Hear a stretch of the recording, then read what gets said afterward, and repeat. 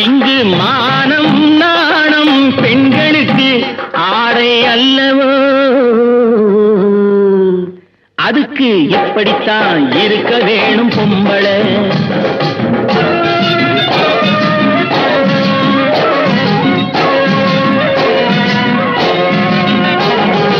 உடல் அழகை ஊரு மெச்ச காட்டக்கூடாது, மேலே உடுப்புகளை இடுப்பு தெரிய மாட்டக்கூடாது.